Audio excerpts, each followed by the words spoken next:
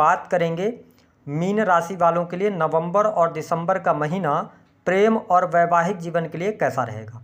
ग्रह गोचरी स्थितियों के आधार पर आपकी लव लाइफ साल 2024 के अंतिम 2 महीने में कैसी रहेगी। क्या आपके लिए प्रेम विवाह का कोई योग बनेगा अथवा नहीं बनेगा। जिन लोगों के विवाह से संबंधित बात नहीं बन पा रही थी, क्या आपके लिए शादी का योग बनेगा। आपके वैवाहिक जीवन की क्या स्थिति रहने वाली है, संतान की क्या स्थिति रहेगी।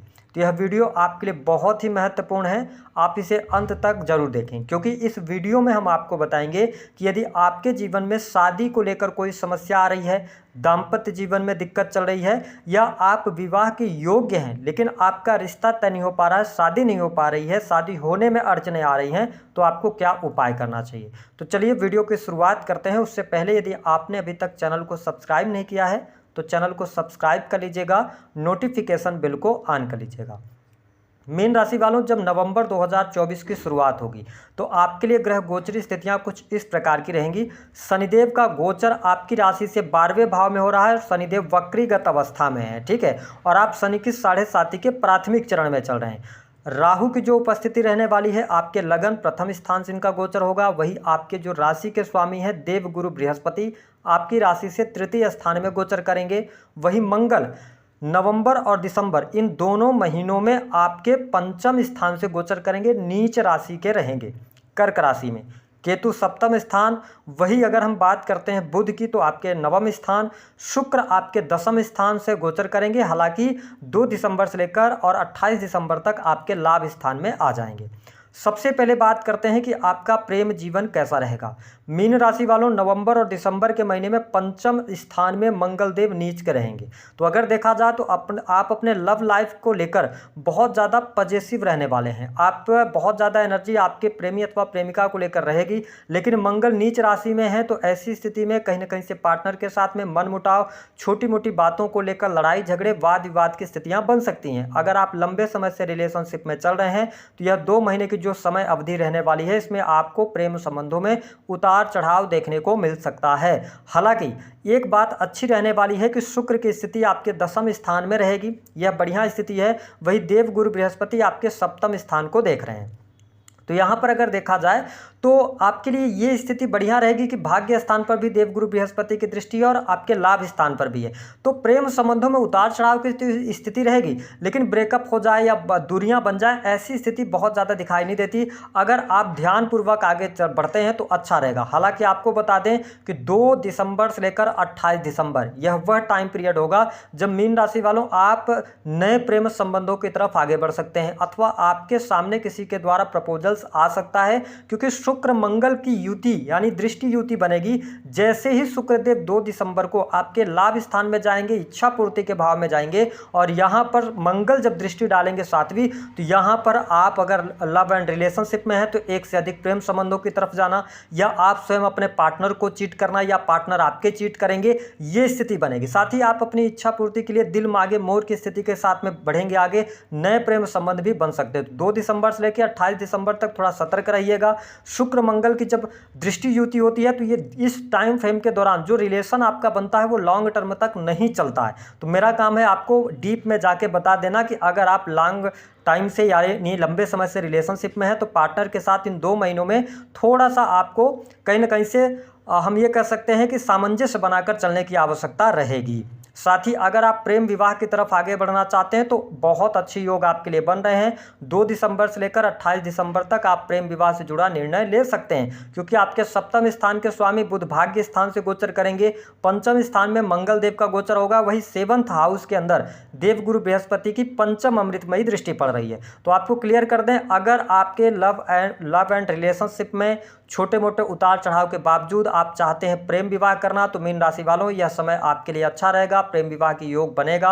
आप दिसंबर के महीने में आगे बढ़ सकते हैं, वैवाहिक बंधन में भी बंध सकते हैं। तो लव मैरिज का पूरा योग गोचर के आधार पर बन रहा है। हम बात कर लेते हैं कि जिन लोगों के विवाह से संबंधित बात नहीं बन पा रही है उनके लिए क्या परिस्थितियां बनेंगी। देखिए मीन राशि वालों, गोचर के आधार पर सप्तम स्थान को देवगुरु बृहस्पति देख रहे हैं, तो ऐसी स्थिति में आपके लिए अच्छा रिश्ता मिलने के योग दिखाई देते हैं। हालांकि 15 नवंबर के बाद आपके जीवन में नए रिश्ते आ सकते हैं, शादी आपकी तय हो सकती है और दिसंबर लास्ट तक वैवाहिक बंधन में भी बंधने के योग बन रहे हैं। अगर आपकी पत्रिका में विवाह का योग है तो गोचर के आधार पर परिस्थितियां आपको सपोर्ट कर रही हैं। यह स्थिति बहुत बढ़िया रहने वाली है।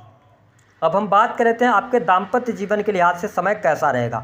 देखिए, मीन लग्न या मीन राशि है, आप वर्तमान समय में शनि की 7.5 के प्राथमिक चरण में चल रहे हैं, जिसके परिणाम स्वरूप थोड़ा सा क्या होगा कि आप बहुत ज़्यादा तनाव इस टाइम फ्रेम के दौरान ले सकते हैं, क्योंकि आपका पूरा जो फोकस रहने वाला है वो आपके कैरियर पर रहने वाला है। तो नवंबर के महीने की अगर हम बात करते हैं तो 1 तारीख से लेकर 15 नवंबर 2024 तक दाम्पत्य जीवन में उतार चढ़ाव की स्थिति बनेगी।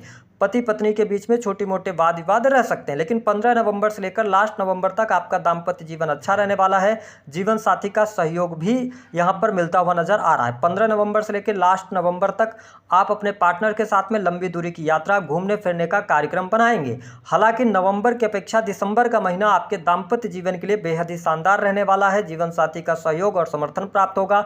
अगर आप अपने जीवन साथी को बिजनेस पार्टनर बनाना चाहते हैं तो यह समय बहुत अच्छा है। हालांकि जब शुक्र मंगल की युति बन रही है, ध्यान दीजिएगा कि ऐसी स्थिति में शुक्र मंगल की जब दृष्टि युति बनती है और लगन में राहु देव विराजमान होते हैं तो कई बार आप अपने जीवन साथी, और केतु सप्तम स्थान में, तो अपने जीवन साथी से कहीं ना कहीं से डिटैच अपने आप को फील करेंगे। ऐसी स्थिति में एक्स्ट्रा मैरिटल अफेयर होने के योग बनते हैं, क्योंकि शुक्र और मंगल का जब आकर्षण योग बनता है तो व्यक्ति न चाहते हुए भी आकर्षित होता है। तो यहाँ पे थोड़ा सा आपको ध्यान देना होगा, एक्स्ट्रा मैरिटल अफेयर वगैरह से दिसंबर के महीने में बचना है, नहीं तो आपके लिए प्रॉब्लम क्रिएट हो सकती है। क्योंकि शुक्र जैसे ही आपके लाभ स्थान में जाएंगे तो ये आपको कहीं ना कहीं से दिक्कत महसूस कराएंगे। विशेष तौर पर थोड़ा चरित्रवान होकर चलने की आवश्यकता इस टाइम फ्रेम के दौरान रहेगी। अगर आप इन चीज़ों पर ध्यान रख पाते हैं, अपने खान पान को नियंत्रित कर पाते हैं, अपने चरित्र पर आप नियंत्रण रख पाते हैं तो यह समय आपके लिए अच्छा रहेगा। जीवन साथी का सहयोग और समर्थन भी प्राप्त होगा। हालांकि देवगुरु बृहस्पति की दृष्टि पड़ने की वजह से ऐसी परिस्थितियां नहीं बनेगी कि आप डाइवोर्स की स्थिति तक पहुंच जाएं। जो भी लड़ाई झगड़े होंगे कहीं ना कहीं से उसका समाधान भी आपके सामने निकल कर आएगा।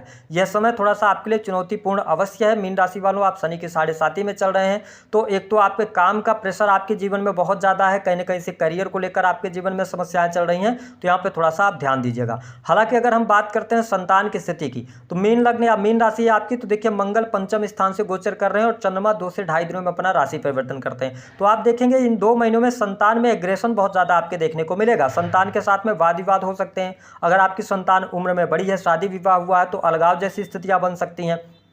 साथ ही जो माताएं बहनें गर्भवती हैं, देखिए यहाँ पर मंगल पंचम स्थान से गोचर कर रहे हैं, तो आपको अपना बहुत ज़्यादा ख्याल रखना पड़ेगा।